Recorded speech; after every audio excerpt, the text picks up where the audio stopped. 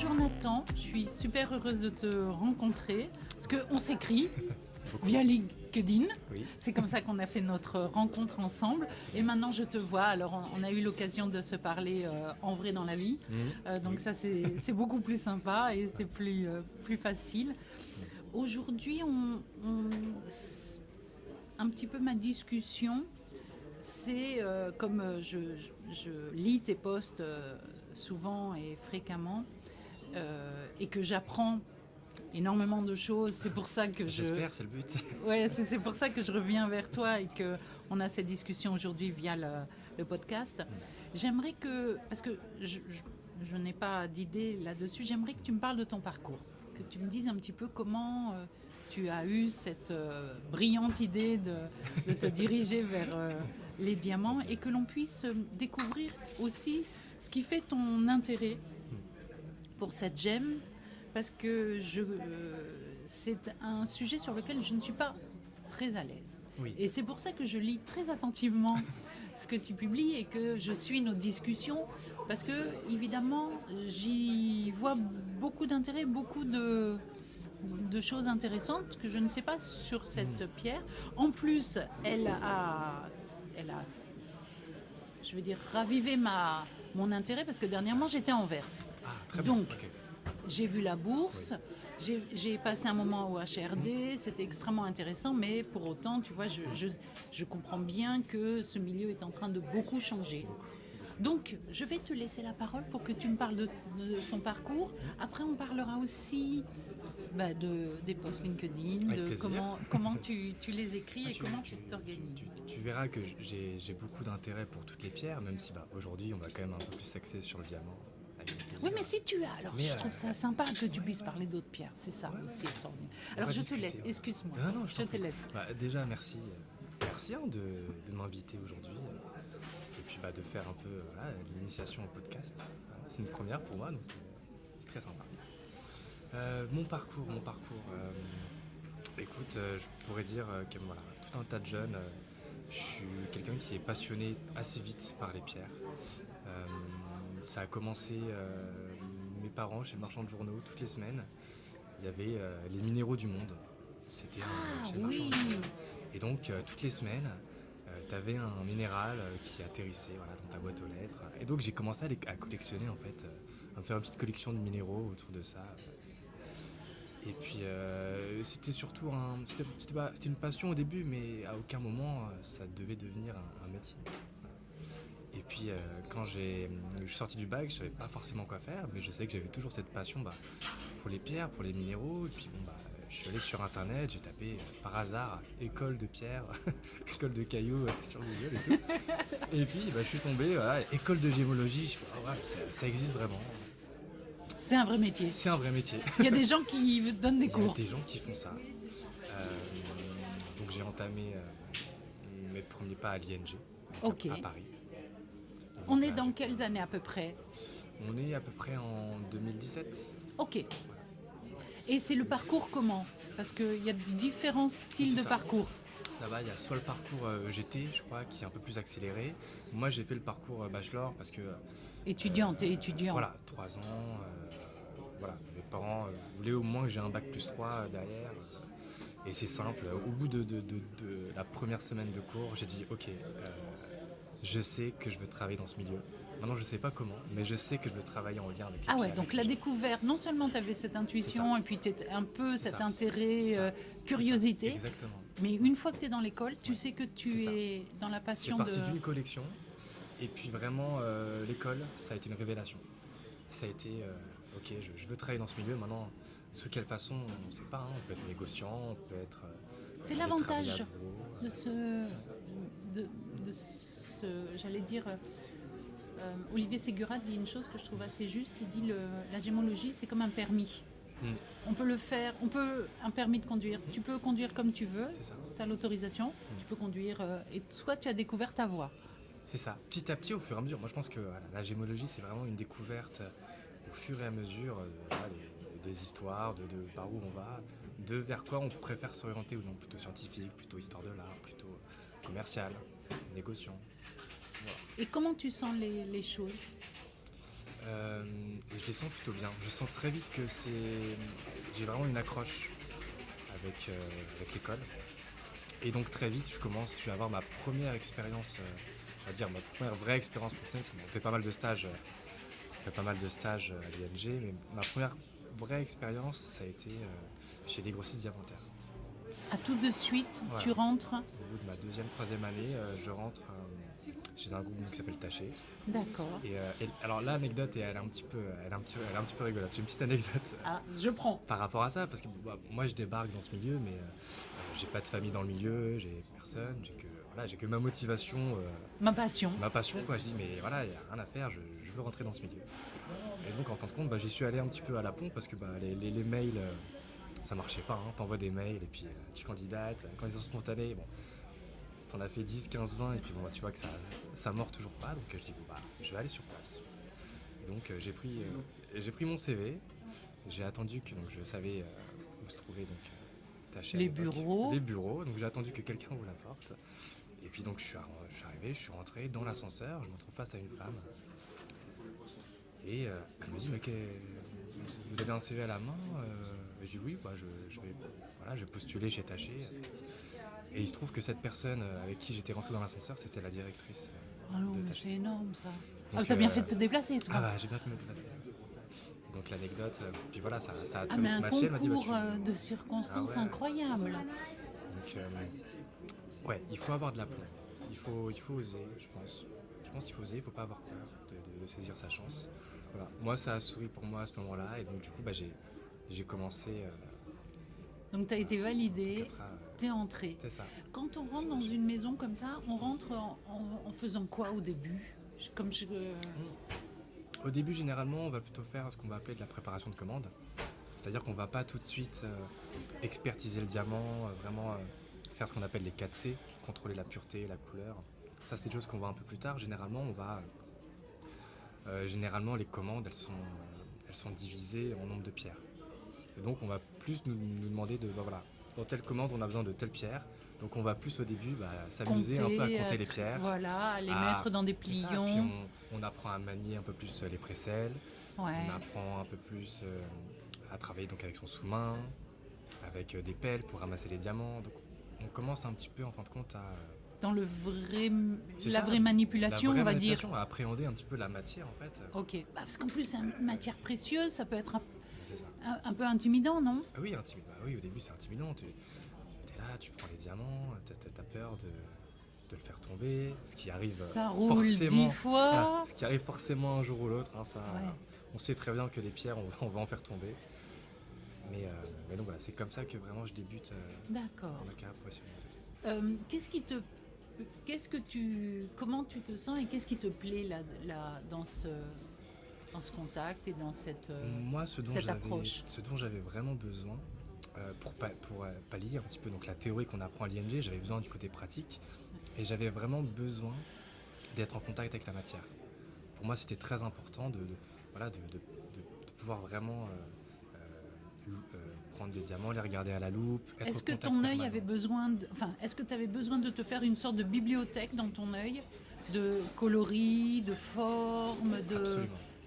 Et quand tu travailles pour cette maison, elle ne fait que du diamant. Que du diamant.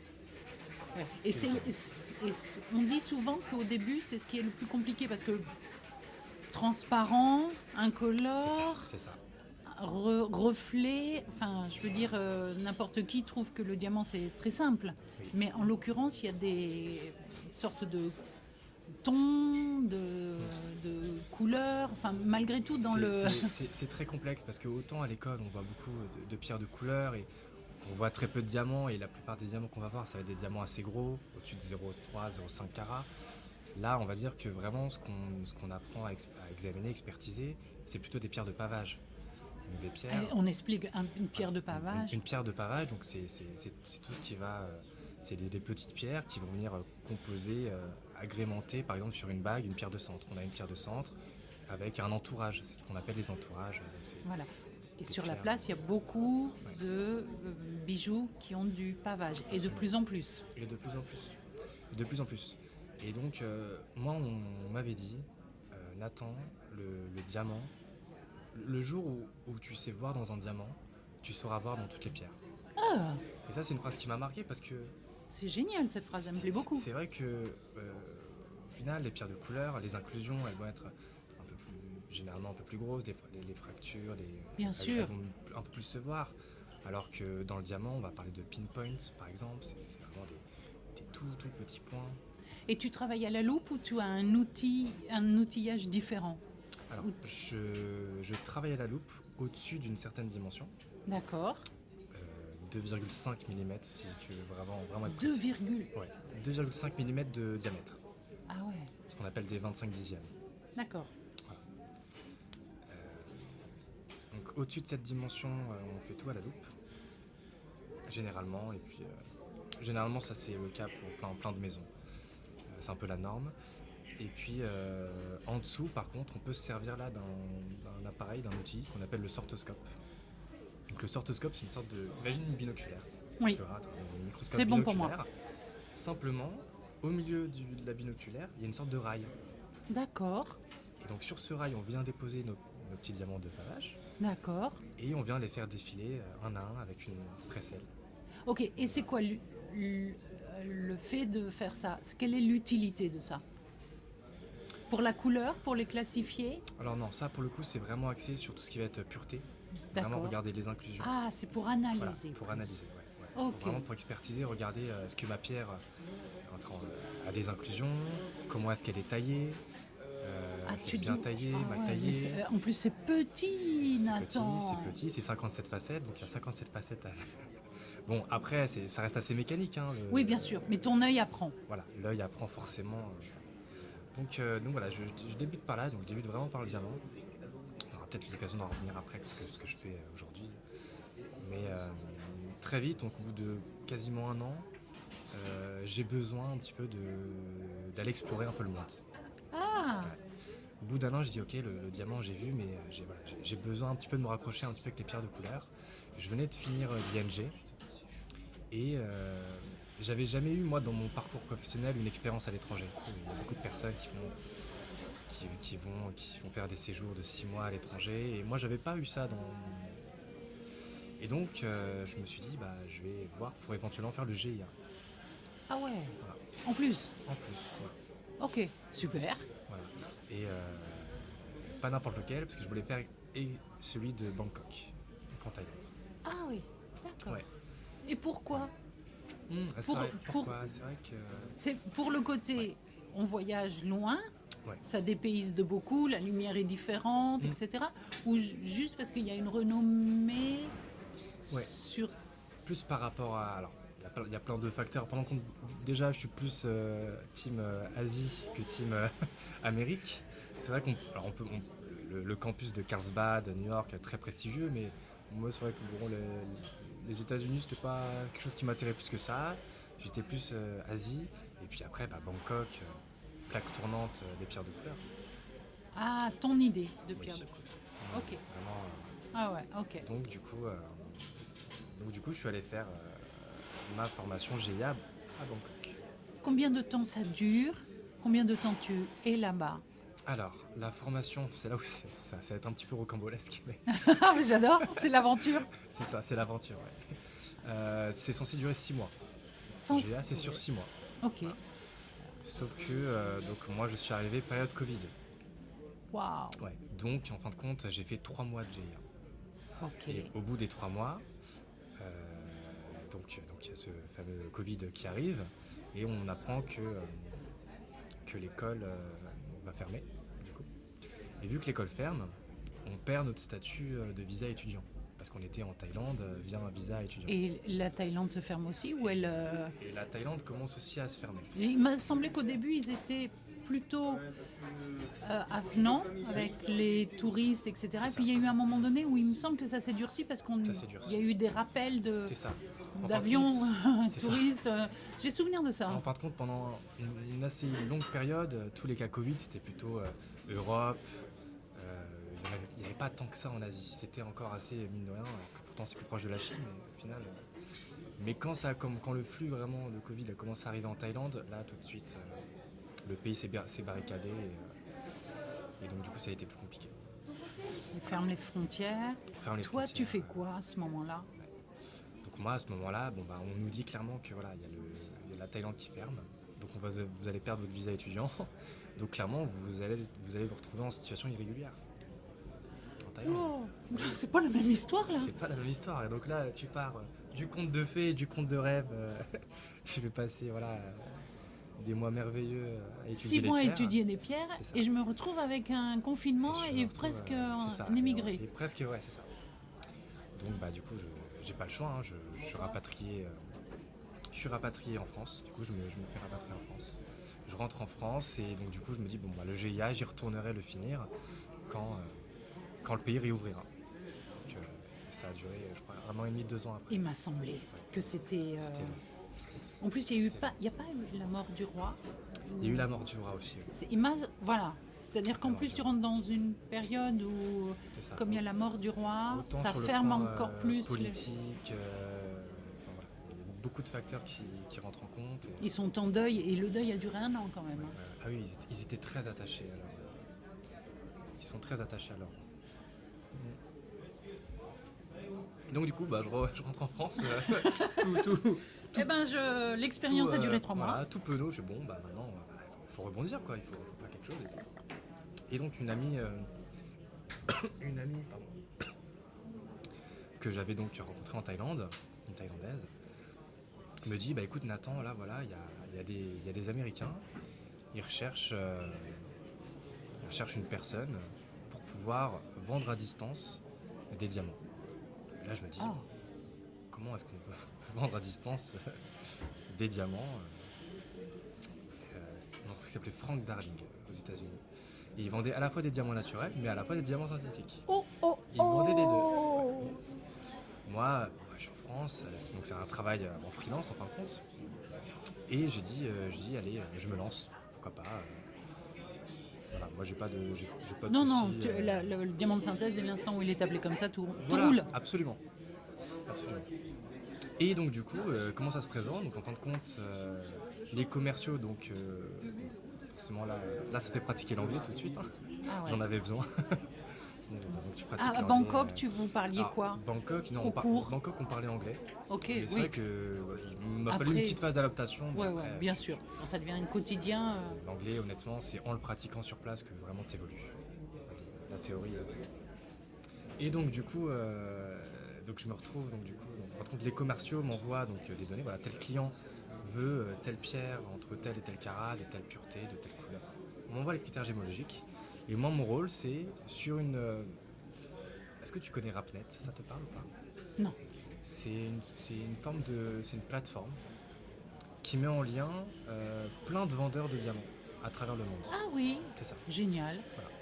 Et donc pour faire du B2B, c'est du libre. c'est ça. C'est de l'échange. C'est de l'échange. C'est une plateforme. Ok, tu rentres les critères que tu veux. Voilà. Et puis ça te sort. Une demande. Tel diamant Via un détri. Exactement. Ok. Et donc du coup via cette plateforme, je dois donc choisir les pierres qui matcheront plus tard avec eux. Et donc là c'était génial parce qu'ils avaient un système à 360 degrés. Tu pouvais voir moi j'avais une vidéo qui me représentait comme si je regardais un diamant à la loupe. Ouais, c'est ça c'était, je trouvais ça fabuleux, je connaissais pas du tout. C'est d'une grande modernité. C'est une machine qui s'appelle Diacam, elle te scanne ton diamant.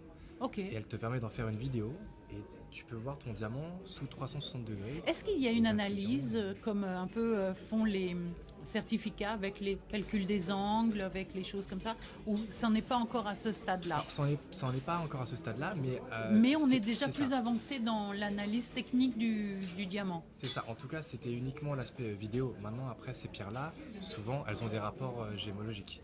Donc il y a le GIA qui est associé avec leurs pierres. Et ça c'est une quasi-identité. Voilà. Et donc là sur le rapport, on a effectivement tous les angles. Ça c'était impressionnant. Toutes les codes. À Anvers. Là c'est à ce moment-là que tu te rends compte que le diamant, il est énormément plus normé que ces pierres de couleur.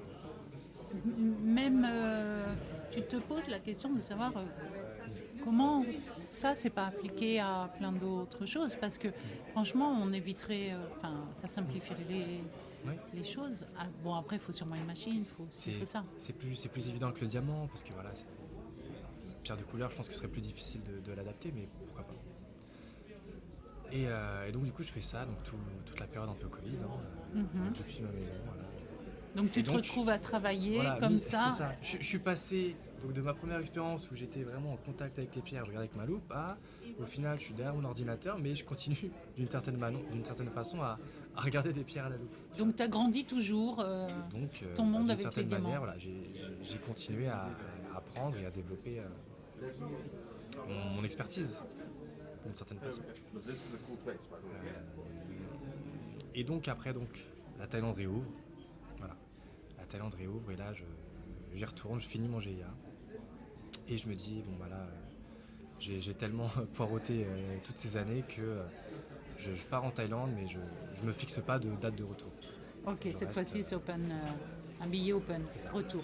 Donc je finis mon GIA et là tout de suite je commence à aller un peu sur le terrain. Donc vraiment aller dans les mines. Ça veut dire aller dans les mines ou aller dans les vallées, aller dans les ou dans les centres d'échange, les marchés. Forcément à Bangkok, donc tu as la JTC. Oui.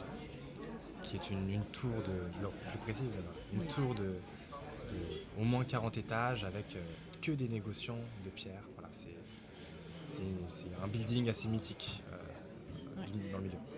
Donc forcément, voilà, tous les jours tu vas à la JTC, tu vois avec les négociants, puis tu regardes des pierres, tu regardes ce qui se vend. Je commence à regarder un peu les prix. Et puis je commence un petit peu à me faire un stock et à acheter mes propres pierres en fait. Ah ouais, ok. Pourquoi pas moi, pourquoi pas me lancer donc, Et pierre de couleur ou comme ton œil s'est fait sur le diamant, tu achètes quoi? C'est vrai que j'achète plutôt pierre de couleur. Parce que c'est vrai qu'à la JTC, c'est plus axé pierre de couleur pour le coup. D'accord. Ouais. Et puis c'est vrai qu'acheter du diamant, tout de suite, ça coûte un peu plus cher. Il faut un petit peu plus d'économie, il faut un petit peu plus de trésorerie. Quand tu vois le prix du carat, tu vois, c'est... Ok, ça limite tout de suite. Hein. Ça limite tout de suite. Donc je dis bon, on va commencer par les pierres un peu plus abordables, on va commencer par des grenades, des petites tourmalines, des petits spinels. Mais ils sont vachement beaux. C'est ça, comment tu veux ne pas craquer? Mais c'est ça, moi il faut qu'on m'explique. Des petites tendinites. Et donc je commence à faire ça, et puis même sur place, à acheter, à revendre un petit peu, et puis... Et puis en fin de compte, je commence à me lier un peu de contact avec des négociants sur place et qui me disent bah voilà Nathan, tous les week-ends il y a un marché aux pierres qui se trouve donc à Chanthaburi, qui est vraiment à l'est de la Thaïlande, frontière Cambodge. D'accord. Et c'est vraiment un marché assez réputé dans le milieu où les pierres sont tous taillées. Les professionnels s'y retrouvent? Beaucoup, ouais. Beaucoup, ok. Beaucoup, et ils achètent à des sorties de mine ou à déjà des négociants? C'est plus des négociants. Hein. C'est plus des négociants. Et puis c'est aussi un hub pour tout ce qui va être la taille. Là-bas, les pierres sont taillées, énormément de taille, de taillerie et aussi de traitement. C'est là-bas qu'on va chauffer le rubis, par exemple. Ok. Les rubis qui sont chauffés. Chanthaburi, c'est assez réputé. Toi, tu vois tout ça. Donc moi, j'ai la chance... moi, je débarque à Chanthaburi, pareil, je connais personne. Je suis tout seul, j'ai mon petit sac sur les épaules. Et je sais pas du tout comment ça fonctionne. Et donc en fait, y a des tables où tu es censé t'asseoir. Et en fait, tu t'assois et t'attends que les négociants viennent te présenter les pierres. Moi, je débarque, je suis un peu perdu, je sais pas comment ça se passe. Est-ce que je dois louer les tables? Est-ce que je peux m'asseoir là? Comment je fais pour demander? Parce que c'est que des tailles et tout. Et puis là, je tombe sur ce que je considère comme mon premier mentor. Je tombe sur un Français. Mais vraiment, pareil, le destin. Le Kigai, quoi. Ouais. À chaque fois. À chaque fois. Génial. Voilà. Fabrice, qui est donc un Français qui vit à Chanthaburi depuis une trentaine d'années. Il vit à Chanthaburi et lui, il achète que du saphir. C'est son truc, c'est que le saphir. Et puis je commence un peu à discuter avec lui, puis il commence un peu à me montrer un peu voilà, comment ça se passe. Comment ça se passe là-bas, sur place. Donc j'apprends en fait avec lui. Il me dit ça là, voilà, ça c'est un peu trop cher. C'est chouette des gens comme ça. Et donc je commence un peu grâce à lui, à apprendre un peu. Il t'initie, il t'introduit. Et il n'était pas obligé de le faire. Bah non, personne n'est jamais obligé de... Il n'était pas obligé de le faire et il n'était pas gémologue, il n'avait aucune formation de gémologie. Et pourtant il avait un œil de lynx. Alors là, tu me scotches. Ouais. je me suis rendu compte que c'est pas forcément les gens qui ont des diplômes, enfin qui sont des gémologues, qui s'y connaissent le mieux en termes de marché.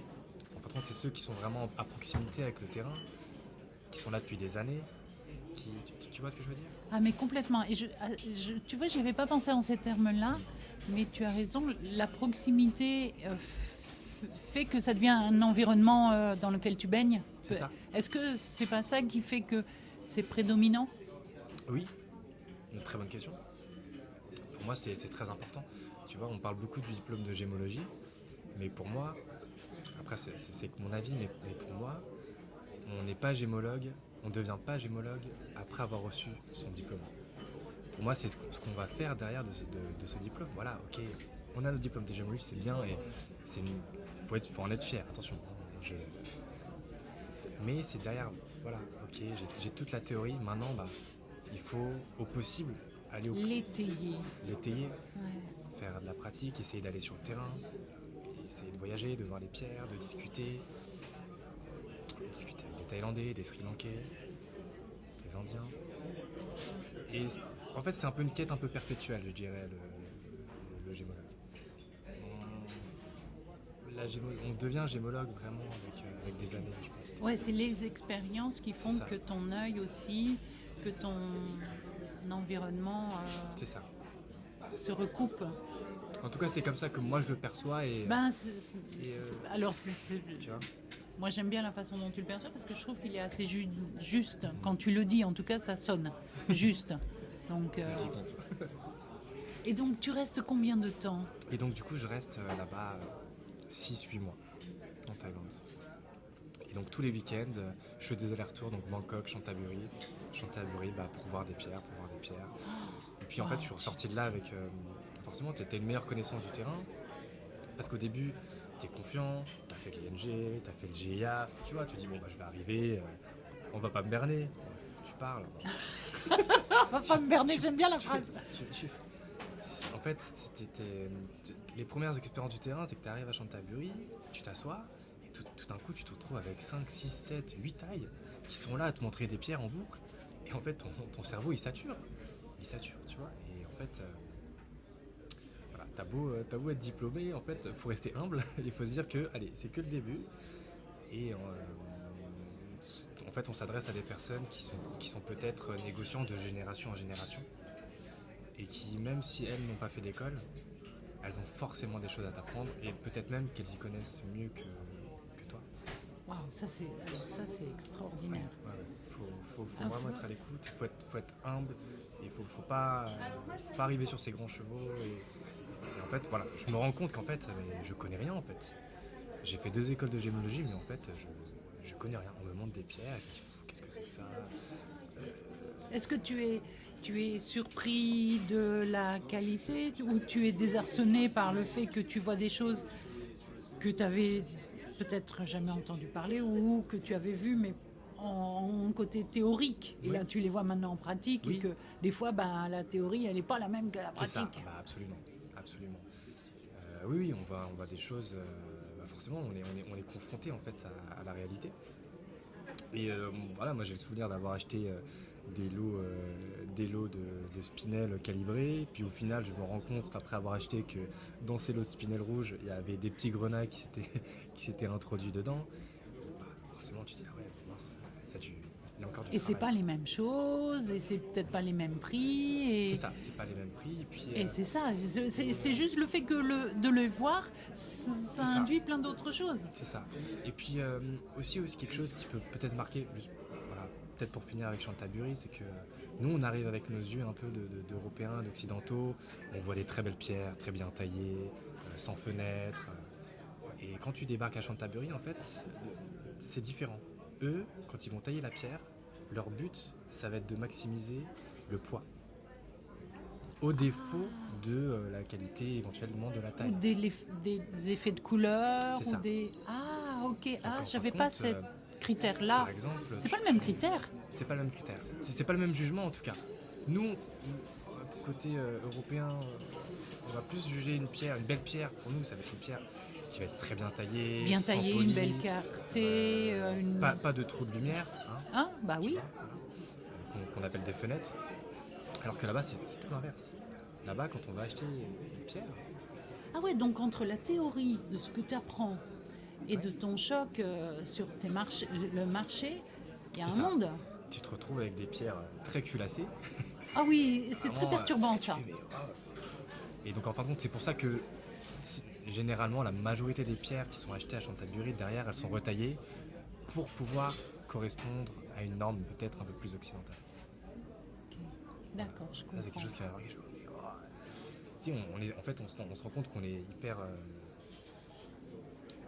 pointueux. Quoi. On est Ouais, vraiment, rigoureuse hyper sur on rigoureux, veut des hyper, trucs comme ci, on comme veut ça, des mais trucs bon, de ça fou, correspond et puis, pas. on se rend compte qu'en fait, on parle quand même de pierres précieuses. Ouais. En fait, est-ce qu'il y a matière d'être aussi exigeant sur des matières assez Est-ce- nobles quand même, tu vois? Ouais. Et est-ce que nos critères Oui, n'enlèvent pas plus de choses qu'elles en permettent? ça c'est la perpétuelle question. Non, mais voilà. Non, mais Ouais. une fois que tu l'as dit toi en ces termes-là, c'est une bonne question. Mais tu as raison, c'est un autre critère. C'est ça. Donc tu passes par cette phase-là qui est très Ça. enrichissante. Je passe par cette phase-là où voilà, Chantaburi, puis après je vais visiter quelques mines aux alentours de Chantaburi aussi. Donc voilà, j'ai le côté un peu plus terrain dont j'avais besoin.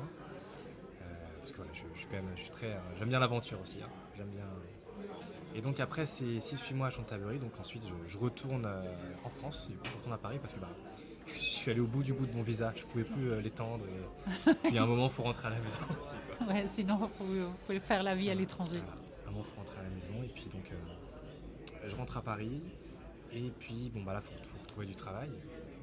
C'est quoi les années à ce moment-là? On est dans quoi comme année? On est il y a 3 ans. je Ok. dirais. Donc 2020, un truc comme 2021, ça. 2022, ouais, Ouais, ok. je dirais. Et là la première chose que je me dis, je ne veux pas retourner dans le diamant, je veux continuer dans les pierres de couleur. Quoi. J'ai fait des pierres de couleur, je veux continuer dans les pierres de couleur. Et une amie donc que j'avais rencontrée pareil, en Thaïlande, elle venait de trouver un travail chez un grossiste diamantaire et me dit bah tiens Nathan, là il y a un poste de contrôleur qualité pour cette maison. Méfie-toi, Nathan, Et méfie-toi là, je me dis avec ta vie. Nathan, on avait dit pas diamant. Nathan, on a dit que. Nathan, on a dit que. Mais voilà, au final l'opportunité a fait que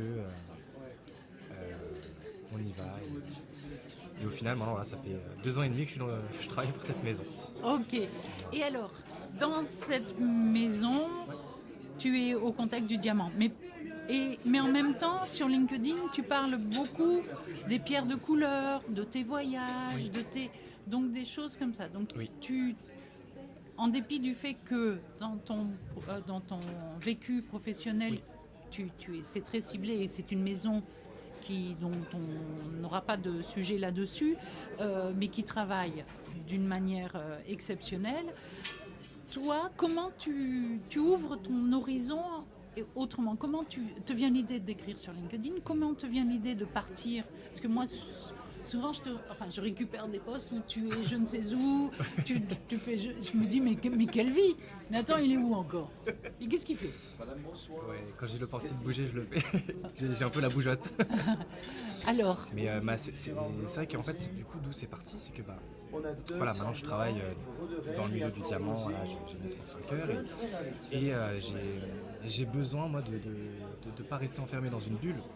ok, tu as Le besoin diamant, d'ouvrir c'est bien. tes horizons. Voilà. Ok, je travaille dans le diamant, mais j'ai pas envie de perdre tout ce que j'ai pu acquérir auparavant sur les pierres de couleur et sur tout ce qui peut m'intéresser, pierres de couleur, minéralogie, ça peut être tout et n'importe Ouais, là, quoi. ta Tout ce qui est en curiosité lien- tout ce qui est en lien avec professionnelle. la gémologie, exactement.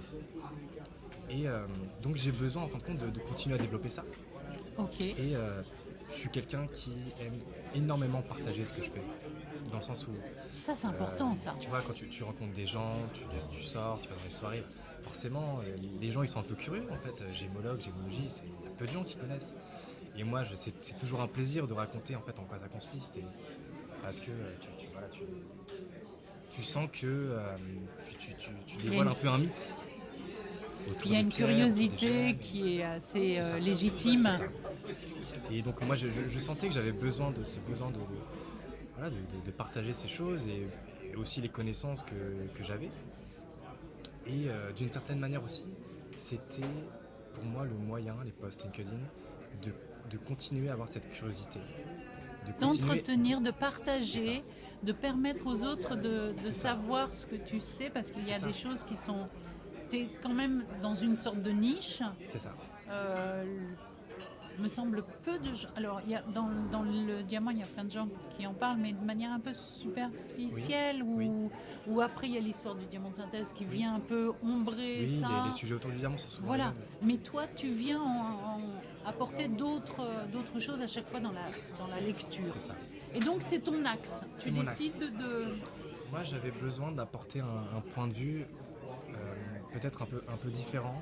J'avais envie en fait de parler de sujets ce que j'ai pas forcément retrouvé dans mes cours de gémologie, mais parce que voilà. Parce que le sujet est vaste. Le sujet est vaste et donc je voulais vraiment m'axer sur des sujets dont au final même nous gémologues on connaît peu. Voilà, donc parler d'inclusion de covellite dans du quartz. Voilà, quand on parle de quartz, on parle surtout d'inclusion. On va connaître les inclusions de rutile, de tourmaline noire. Oui, et puis il y a de belles photos en plus, c'est très photogénique et tout ça. Et il y a plein de pierres en fin de compte où voilà, on ne sait pas qu'elles existent et pourtant... Non, la gémologie, il y a un truc comme ça où on découvre toujours... Non pas qu'on découvre des nouvelles pierres, mais comme c'est fait par la nature et que la nature, elle est drôlement vaste, elle est même, tu vois, elle est incroyable. C'est ça. Elle met des petites gemmes dans des choses qui deviennent d'autres choses et avec un microscope, on part dans un autre monde. C'est ça. Moi, c'est vraiment des choses qui me fascinent. Tout ce qui va être inclusion. Oui, on fait partie du club des inclusions. On fait partie du club des inclusions. C'est tellement magnifique une inclusion. C'est tellement magnifique. Puis voilà, ça rend un aspect, une pierre. Et donc là, dans tes posts, qu'est-ce que tu parles de pierres de couleur, tu parles du diamant, parce que moi j'en ai deux en tête, où un tu es en Amérique du Sud et l'autre où tu parles des diamants. Donc tu vois, c'est un grand écart pour moi. Oui, c'est vrai que... Mais donc en général, ce que je veux dire par là, c'est que le domaine est vaste dans ton écriture. Le domaine est vaste. Je me restreins pas. Ce qui est important pour moi, on a pu en parler avant, c'est que je ne veux pas faire du contenu pour faire du contenu. J'essaie forcément de tenir une certaine forme de cadence parce que moi, voilà, ça me permet de rester... j'ai besoin d'être en constante, de réfléchir sur ces sujets. Et je ne sais plus ce que je disais. Sur le fait d'écrire sur LinkedIn, sur les gemmes qui ne sont ni des diamants, c'est ça. Et pas que sur les diamants et pas que sur les pierres de couleur. Pour moi, c'est la le gémologie domaine est vaste. En général. Les pierres, les minéraux, les phénomènes lumineux. Ça, c'est quelque chose que j'aime beaucoup. Comment une pierre réagit quand elle va être exposée à telle ou telle source de lumière. Puis, c'est aussi montrer des pierres sous des angles différents. On connaît beaucoup, par exemple, les opales. Les opales, voilà, plein de feux de couleurs et tout. Et moi, j'ai eu beaucoup de plaisir parce que j'aime beaucoup cette pierre. Là, j'en parle, elle me vient à l'esprit comme ça. Mais les opales, donc uranifères. Ah oui, je connais avec pas. Un petit peu d'uranium. Ouais. Et en fin de compte, lorsque tu vas... les opales dialytes. Lorsque tu vas éclairer l'opale avec des UV, la pierre, elle va devenir toute verte. Ah ouais. Et à aucun moment, ça t'imagines que c'est une opale. Et pourtant. Donc c'est pour monter un petit peu aussi toute la diversité. D'accord. Il y a quelque chose qui est très pédagogique chez toi. J'essaye en tout cas, oui. Ah oui, voilà, c'est ça. C'est en même temps, tu affirmes le fait d'informer, d'avoir de la pédagogie, de pouvoir dire, bon, voyez, moi j'ai trouvé un truc comme ça. Je sais que dans les livres, notamment, je me souviens de l'article sur les diamants que tu as fait. Tu as parlé d'une typologie de diamants de couleurs. Oui. Et on en parlera. voilà, on va en parler. Et je suis allée dans mon livre de diamants en me disant, mais je comprends pas, personne m'en a jamais parlé. tu dois faire référence au fameux BGM. C'est ça. Ça fait partie des choses où tu amènes une connaissance. C'est ça. Je veux que ça reste. L'idée pour moi, c'est que ce soit le plus lisible possible et que même une personne qui n'est pas forcément un grand background en gémologie, des études de gémologie, puisse comprendre. C'est ça. Ce que Alors je te j'évoque. confirme. Ouais, ok, je confirme. Pour moi, c'est ça le plus important, c'est que ce soit en fait compte. Juste peut-être une curiosité. C'est ça, voilà. trouver des sujets assez niches Oui, par ok. rapport à la gémologie et les gènes et le rendre accessible à tous. C'est vraiment ce que je m'efforce de faire à travers les posts. Eh ben c'est vrai que c'est pour ça que l'on est rentré en contact, Oui, parce c'est que vrai. justement il y avait des sujets où c'était riche, c'était surprenant, déstabilisant même pour. Et alors l'Amérique du Sud, comment Oui. tu y vas? Qu'est-ce qui se passe là-bas? Parce que alors ça, moi ça me fait rêver. L'Amérique du Sud, ce qui est marrant, c'est que à ce moment-là, donc j'ai un événement familial. Voilà, j'ai un mariage. Voilà, j'ai un cousin qui va se marier en Colombie. Ah oui, pas rien. Ah, pas rien. Pas rien. Et je me dis, c'est une super opportunité ça. Donc, en fin de compte, donc, je fonce là-bas, je réfléchis pas, je me dis, non seulement je vais pouvoir célébrer ça avec mon cousin, mais en plus, je vais pouvoir derrière aller un peu plus sur le terrain et aller voir en fin de compte la Colombie, quoi, le royaume des émeraudes, j'ai envie de dire. Comment ça se passe un petit peu. Et donc du coup, ça c'était en décembre dernier. C'était en décembre dernier, et donc à Bogota, un peu de la même manière que la JTC à Bangkok. Dis-moi que tu fais rire. Et je ris parce que je suis sûre que tu as fait des découvertes ou des rencontres. Ouais, des rencontres. Alors, moi j'ai été, oui, mais on y revient à la même chose, mais la gémologie, pour moi, des pierres et des gens. C'est des pierres et des gens, exactement. On est d'accord. C'est beaucoup de relations sociales et pour moi c'est hyper important d'entretenir ça. Et c'est ce qui me plaît le plus avec vraiment la curiosité des pierres. C'est l'aspect social derrière la gémologie. Et donc du coup, il y a cette fameuse tour, l'Emerald Trade Center, donc un peu une forme de JTC, un peu moins grande, sur 3-4 étages, avec pareil, que des négociants d'émeraudes. Et donc là, je commence un peu à apprendre, à avoir des émeraudes, à discuter avec les gens. Les Colombiens, c'est un peuple hyper bienveillant. Enfin, moi, j'ai rencontré que des personnes très bienveillantes. Les gens, ils sont là, ils prennent le temps de s'asseoir avec toi. Enfin, moi, je me suis assis pendant 1h30 avec une lapidaire. Je sais pas quel âge elle avait cette dame, mais pendant 1h30, on a discuté avec le peu d'espagnol que j'avais en tête, parce que c'est pour parler espagnol, un minimum. Oui, puis en plus c'est un peu technique C'est quand même super si tu dois parler des gemmes, Après, la taille. il y a le langage des pierres aussi. Il y a le langage des pierres qui parle aussi. Et elle taille? Elle était en train de Elle tailler? était en train de tailler, elle est en train de me montrer, tiens, regarde ce que j'ai fait là, il n'y a pas longtemps. Et en fait, juste tu t'assois, tu partages ce moment avec les personnes et c'est tellement enrichissant. C'est tellement enrichissant.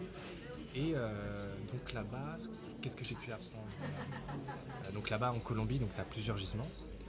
Chivor, Cosquez, il y en a d'autres, Museau bien sûr. Ouais. Et je me suis un peu amusé à essayer de reconnaître en fonction de la couleur de l'émeraude, plutôt de tel ou tel gisement elle provient. Telle vallée ou de C'est ça. telle mine et tout. C'est ça, parce Et que- tu y es arrivé. Alors moi c'est la grande. Alors j'y suis arrivé, c'était on va dire il y a vraiment, pour le coup, les émeraudes si j'ai pas de bêtises, de Cosquez. Elles ont tendance, ce que j'ai remarqué, à avoir une teinte elle tire un peu sur le jaune. Ok. C'est un vert mais un peu... Paille. Ouais, Comme il tire un peu sur le jaune. Sur le jaune. Il y a une sous-teinte un peu jaune Ok. qui, pour le coup, à chaque fois que je me dis ça vient de Cosquez, il me disait oui, effectivement, ça vient de Cosquez. Et donc du coup ça, j'ai réussi à le... Dans ton œil tu as ça. Ouais, dans Ok. mon œil, j'ai réussi tout de suite un peu à cerner. Par contre, Chivor Museau, là c'était du 50-50. Du coup j'y arrivais un peu, j'y arrivais plus. Et alors cette teinte elle est comment? Elle est verte. Tu sais on dit souvent qu'il y a un vert bleu. Qu'est-ce que t'en déduis C'est toi? ça. Du coup, on m'a montré des émeraudes, vraiment, c'est ça, c'est un vert bleu. Parce que des fois moi j'ai du mal avec le bleu. Je le vois pas forcément. Plus Peut-être qu'il se foncé. voit un peu plus sur des plus grosses pierres. Ah ok. Mais c'est une couleur profonde, soutenue. plus sombre aussi. C'est peut-être des fois je l'assimile à... Très saturé, Okay. D'accord. Enfin, j'ai vu pour le coup à Bangkok beaucoup d'émeraudes qui venaient donc d'Afghanistan. Elles sont plus claires. Et elles ont tendance à être un peu plus claires. Et après, il y a forcément des émeraudes afghanes de top qualité qui très probablement valent autant que. Oui, et puis là, elles partent direct en avion. Peuvent très bien, pour les pays. Très bien jouer avec une émeraude colombienne, mais c'est vrai que la couleur d'une émeraude colombienne, c'est spécial. Je l'ai ressenti que. Ouais. Est-ce que tu es resté sur cette tour? Est-ce que tu as pu aller dans des mines? Ou faut être plus que... Alors, parce que ça peut... oui. D'après tout le monde, ça peut être dangereux. Même. J'aurais pu y aller, mais malheureusement, je suis pas resté là-bas suffisamment de temps. Ok. Je suis resté là-bas 8 jours, donc c'était quand même assez rapide. Ouais. C'était un aller-retour assez rapide. Si j'avais plus de temps, j'aurais fait les mines. Moi, de ce que j'ai pu voir de la Colombie, en tout cas de Bogota, surtout Bogota, j'ai pas eu le sentiment de me sentir en danger ou autre. D'ailleurs, au contraire, dans cette fameuse tour là, l'Emerald Trade Center, j'ai des négociants qui m'ont dit si tu veux, viens, on t'amène à Museau, il n'y a pas de problème. Ah ok, d'accord. Après, je me serais peut-être aventuré, mais après, bon, là, faut faire confiance à son instinct. Oui, l'instinct, clair. C'est le feeling, il faut être habitué aussi à des déplacements, à des choses comme ça, et avoir un peu vécu. Il faut un minimum peut-être connaître la personne avec laquelle tu fais des expéditions. Ça, c'est quelque chose que j'ai pu apprendre aussi. Est-ce que tu as acheté des pierres là-bas ou Oui. Ah oui, ok. Ah bah tu continues. Je continue toujours. Alors il y a une ou deux pierres que j'ai achetées pour moi. J'ai acheté un petit brut. Alors là-bas ils vendent des petits bruts d'émeraude. Ouais, vraiment des petits bruts d'émeraude, mais bien, tout longiligne. Très longiligne, très hexagonal. Ouais. Tu vois. Avec vraiment une belle forme hexagonale. Avec une belle forme hexagonale. Ouais. Il faudra que tu la prennes en photo. Ouais, je te la montrerai. Vraiment. Et donc ça là-bas en fait ils appellent ça des canutillos. Des canutillos. Des canutillos. Canutillo. Et en fin de compte le canutillo c'est un bijou et en fin de compte c'est un cristal d'émeraude qui porte en pendentif. Ok. Donc quand tu vas là-bas tu demandes j'aimerais un canutillo. Okay. Tout de suite ils comprennent que tu veux un cristal d'émeraude. Un brut avec une belle forme et tout ça. Une belle forme, et comment tu l'as acheté pour le mettre en bijou? Pour le mettre en bijou, il okay. faut que je le fasse monter. Ok, d'accord. J'ai acheté la pierre brute et je pense que je vais la faire monter en pendentif. Mais parce que oui, donc on parle beaucoup de l'Emerald Trade Center, mais juste à côté, si jamais il y a des gens qui vont en Colombie, il y a je crois la Piazzetta del Rose. Il y a une petite place, j'ai plus le nom en tête, où là donc tu peux voir des négociants. Ok. Les Esmeraldos. Ouais. Les Esmeraldos qui vendent des émeraudes dans la rue. C'est une place. Tu peux avoir une centaine de personnes sur cette place. Ils sont là, ils s'échangent les émeraudes. D'accord, ok. Et donc là, pareil, tu vas, tu discutes, tu regardes un petit peu. Puis il faut que tu aies ton œil qui soit. Il faut que tu aies ton œil qui soit, parce que toujours, ils voient que tu es étranger, que tu n'es pas du coin, que tu es potentiellement un acheteur, que tu es peut-être un touriste, parce que au début, généralement quand tu commences à sortir ta loupe, ils disent c'est peut-être pas. On va peut-être pas si touriste que ça. On va peut-être pas lui faire le prix fort à celui-là. Ou on va pas lui refourguer les trucs du Jura. Ça fait partie de l'expérience et c'est génial à vivre, tu vois. Ok, et ça te plaît. Ouais, ça me plaît. Ça, c'est quelque chose qui me plaît. Et alors après, quand tu retournes dans ton quotidien qui est très diamant. Oui. Parce que toi, tu fais une sorte de grand écart. Tu as les diamants dans ton quotidien et dans ta vie autour, tu fais avec les pierres de couleur, etc. En fait, tout au long de mes études, on m'a souvent dit Nathan, si tu veux aller dans le milieu, être négociant ou autre, il faut que tu choisisses. C'est soit tu vas dans le diamant, soit tu vas dans les pierres de couleur. Et moi, j'ai jamais été à l'aise avec ça. Ouais. Pourquoi ? Je veux les deux, en fait. Je veux les deux. Et donc, du coup, pour moi, il n'y a aucune raison d'avoir à la fois les pieds dans le diamant, mais également dans les pierres de couleur. Et puis de ne pas être monomaniaque sur un sujet, d'avoir une pluridisciplinaire activité.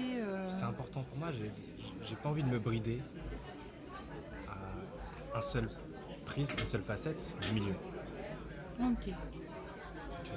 En plus, tu tu es jeune, tu as le choix, tu as des opportunités, tu as ta curiosité que tu prends avec toi. Ça, c'est très important, ça. Il faut être curieux. Si tu n'es pas curieux, je pense qu'il faut... La curiosité, c'est un muscle. Ouais. Et ça va bien avec l'intelligence, etc. Et alors, Nathan, j'aimerais te poser plusieurs petites questions. Oui. Dans les diamants, quelle est la pièce qui t'a le plus surprise? Ça peut, que ce soit en brut, que ce soit en taillé, une sorte de chose où tu te dis, waouh, là il y a un truc. Ouais, moi il y a quelque chose qui m'a... un brut en particulier, qui m'a marqué. C'était... je venais à peine d'arriver là où je travaille. Et au bout d'une semaine, 2 semaines, il y a un brut qui arrive. Ce qui est souvent rare, parce que c'est plutôt axé pavage. Exactement, donc ça veut dire que tout. tu es sur du taillé. Ça arrive, c'est taillé. Donc, et donc là, arrive dans mes mains, hein, on me le montre. Qu'est-ce que t'en penses? Et c'était un brut, je crois, de 90 carats. Ah oui, quand même énorme. Je m'attendais à ce qu'il soit glissé dans un plion, un accident. Ah non, c'est un énorme brut. Un énorme brut. Quel genre de couleur et de forme? Alors, il avait une forme. Alors, c'était pas un octaèdre. Ok. Il avait une forme, on appelle ça free shape. Donc, ok. Voilà. Un peu caillou. Il était déjà clivé. Donc, il y avait un clivage. Donc, potentiellement, c'était un brut qui avait déjà été, et peut-être que le brut d'origine était peut-être plus gros. En tout cas, c'est le sentiment que j'ai eu. Je fais, tiens, le clivage, peut-être qu'il était déjà. Ah ouais, c'est juste le morceau qui se serait un morceau qui se serait détaché. C'est ça. Et le clivage aurait déjà été fait à ce niveau-là. Ah ouais, ok. Et après rouler. Voilà, c'est ça. Très belle couleur. Tu vois la couleur et tout. Puis bon, je reçois ce brut dans les mains et je m'en souviens encore. Je venais à peine d'arriver. J'avais les mains qui tremblaient. Ouais, mais 80, c'est énorme. Enfin, d'ordinaire, c'est tout petit. Ouais, non, mais ça fait toute ta main. Hein. C'est ça. Ça fait toute ta main. Et ouais, j'étais ému. J'étais ému face à cette pierre. Quoi. Et elle venait d'où? Enfin, si on peut... Aucune idée. Aucune idée. Vraiment. Ouais. Alors, j'ai une question. Nathan, toi qui es un peu un spécialiste des choses, on dit souvent que dans le diamant, on peut retrouver la localisation. Moi, je ne sais pas ça. Je ne sais pas l'identifier. Bon, quand tu apprends les pierres de couleur, tu sais que sur des émeraudes, tu peux, selon les inclusions, plus ou moins, tu peux trouver. Mais est-ce que sur le diamant, ça véritablement? Disons que la traçabilité, je pense, elle est possible. Mais elle est bien plus compliquée que pour des pierres de couleur. Et puis elle n'est pas prise en compte surtout. Tu as beaucoup de négociants où l'origine n'est pas un critère comme... oui. Tu vois, c'est pas un truc pour l'instant qui a du sens. Peut-être que ça viendra. Je pense que c'est possible d'avoir une traçabilité en termes de chaîne de valeur. Mais je pense que précisément dire tel diamant vient précisément de telle mine... C'est ça, moi je pense qu'on n'y est pas encore. Il y a encore du travail. En fin de compte, sur quoi on se base? Excuse-moi. Oui, non, je t'en prie. Sur quoi on se base véritablement pour pouvoir dire que telle ou telle pierre provient de tel gisement, telle localité, d'une autre? C'est surtout sur les inclusions. Quand on se penche sur les émeraudes, sur les rubis, sur les saphirs, on regarde beaucoup les inclusions. Qui sont des critères d'identification. Pour pouvoir déterminer de quelle origine vient ta pierre ou l'autre. Voilà, les saphirs, on va peut-être plus se pencher sur des inclusions de zircon. Les émeraudes, ça va être, est-ce que c'est plutôt biphasé ou triphasé? C'est ça. Alors que le diamant, au final, on a très peu d'inclusions. C'est du carbone. Et puis, les inclusions, c'est des petites fractures, c'est des... Ouais, c'est ça. Donc on n'en est pas là. On n'est pas là encore sur ce chemin-là. On n'en est pas encore là. En tout cas, il y a du chemin à faire encore là-dessus. Ok. Après, il y a des pays comme la Namibie qui en font un critère. Ouais. Mais on est sur des carats qui sont souvent un peu supérieurs à la norme, sur des pierres d'exception. Oui. Donc on sait d'autant plus. Mais La Namibie doit faire aussi pour du pavage. Et là, c'est pas pour autant un critère. Et est-ce que ça a du sens de mettre la localisation? Pour l'instant, je sais pas encore. Par contre, l'origine, elle est importante pour les clients finaux, pour les maisons de haute joaillerie. C'est surtout les maisons de joaillerie qui demandent à savoir telle ou telle provenance. Parce que si, admettons, si je prends le contexte un peu actuel, si on apprend qu'un diamant russe a été monté dans telle ou telle collection de telle ou telle maison, peut-être que ça fera scandale. Et peut-être que ça salira l'image de marque. Ouais, on est en limite du politique. Enfin, on est dans le politique. Et c'est pour ça qu'aujourd'hui, je pense, en tout cas c'est comme ça que je le ressens et que je le vois, c'est surtout les clients finaux, les maisons de haute joaillerie qui veulent s'assurer que leurs pierres proviennent bien de tel ou tel endroit, pas d'une localité à conflit, pour pouvoir derrière que ça ne leur retombe pas dessus. Assez exact. Comme ça, il n'y a pas de sujet de discussion. Parfait. Toi, dans les choses que tu vois en ce moment, moi quand j'ai été à Anvers, j'ai trouvé que la bourse était en train de changer pour plein de raisons. Le Covid étant passé par là, la guerre d'Ukraine, alors c'est pas l'Ukraine qui est passée par là, mais c'est la Russie et les sanctions.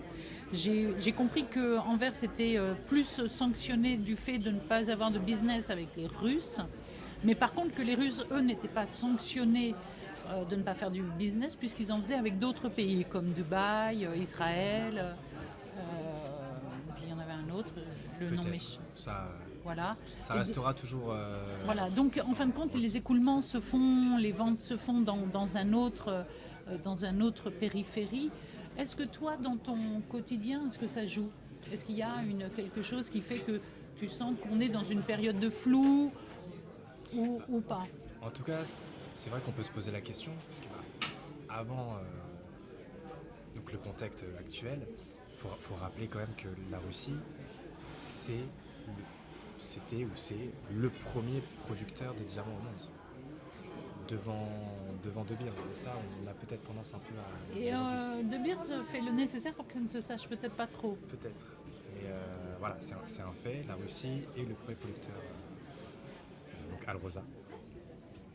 Et c'est vrai que c'est légitime de se demander, attendez, du jour au lendemain, on doit interdire tous les diamants russes, donc le premier producteur au monde de diamants, et pourtant on n'est pas confronté à une pénurie ou à ce genre de choses. Donc je pense que effectivement, les diamants russes s'écoulent d'une manière ou d'une autre.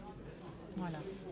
Maintenant, je pense qu'après, c'est aussi le rôle des diamantaires et de ceux qui vont vendre les diamants, de s'assurer que ces diamants ne viennent pas de ces origines. Et là, pour le coup, on a les moyens de clairement. Voilà. Il faut juste bien maîtriser sa chaîne de valeur et la traçabilité, voilà, et toutes les garanties et toute la confiance qu'il y a aussi dans cette chaîne-là, parce qu'elle fonctionne à ça, elle fonctionne sur des relations préférentielles. Oui. Donc, effectivement, pour l'instant, on n'est pas de pénurie, mais ces derniers temps, on peut quand même observer une légère, voire une belle chute du prix du diamant. Oui. Moi, je me souviens, quand j'ai commencé l'ING, dans mes cours, on m'apprenait qu'un carat DIF, c'était plus de 20 000 euros. C'était 23 000, 24 000 euros. Sur la place. Sur la place. Exactement. Aujourd'hui, un carat DIF, je pense qu'on est peut-être aux alentours des 10 000. Ah oui.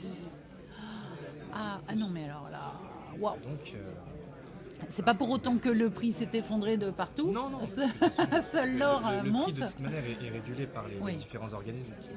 Contrairement à toutes les couleurs, ça ils savent y faire, mais effectivement, il y a une baisse Ben, il y a une crise. Après, est-ce que c'est une crise monétaire? Est-ce que c'est une crise de confiance? Est-ce que moi, je n'ai pas les éléments pour ça, et puis ça dépasse mon entendement. Donc, Il y a ça, il y a forcément peut-être aussi le marché de la synthèse qui a pu grappiller quelque part aussi de marché, très, très probablement.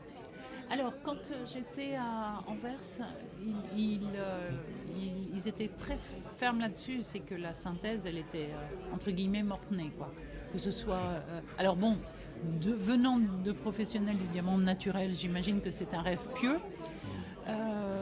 Mais ils avançaient le fait que les États-Unis, les ventes de diamants de synthèse s'étaient effondrées en bijoux. Et que maintenant, ils les vendaient pour le prix de la monture, tu vois.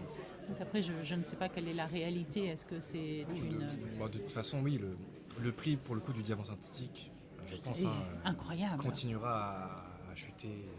Malgré le fait qu'il y ait une qualité qui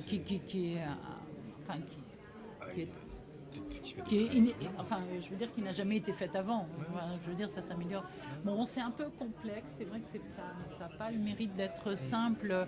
Ça peut-être joue aussi un peu, ce diamant de synthèse joue aussi. Il y a multifactoriel, comme on dit. C'est ça. Ouais, non, c'est Tout ça. d'un coup, la crise de confiance, une crise monétaire, une crise financière, tout ça permet de dire que ça fait des dégâts. Ça fait des dégâts, je pense. Sur tout ça. Est-ce que, Nathan, toi, comment tu vois un petit peu les choses après? Est-ce que tu es toujours curieux de continuer à osciller dans tous ces territoires? Oui, toujours. Même si j'ai besoin de garder toujours cette liberté de pouvoir un peu aller voir des choses, aller voir ailleurs, continuer à apprendre en fin de compte. C'est pas une finalité, tu vois. Je sais pas, je suis gémologue, mais je sais pas jusqu'à où ça m'amènera. Et donc pour l'instant, autant peut-être du côté scientifique, peut-être du côté négoce. Mais en fin de compte, je me laisse un peu aller en fait. Ouais, et puis c'est les opportunités. Toi, tu es très aux rencontres, tu es lié aux rencontres, aux opportunités. C'est ça. Et bien sûr que ça me plairait. Oui. En fait, c'est des expériences que j'aimerais avoir. Oui, travailler dans un laboratoire, avoir un négoce de pierre. Bon, alors les deux ensemble, on va éviter. En tout cas, merci beaucoup Nathan de cette discussion. On a une heure comme ça de discuter autour du diamant, des pierres de couleur, du voyage de Paris. On n'est pas loin de la place Vendôme, on a l'impression d'y être. Je te remercie infiniment d'avoir clarifié des points et puis de continuer à le faire comme tu le fais sur LinkedIn. Je vous invite à lire les posts de Nathan. Je le mettrai bien évidemment sur le profil. Merci Nathan. Merci beaucoup Anne. Merci pour cet échange.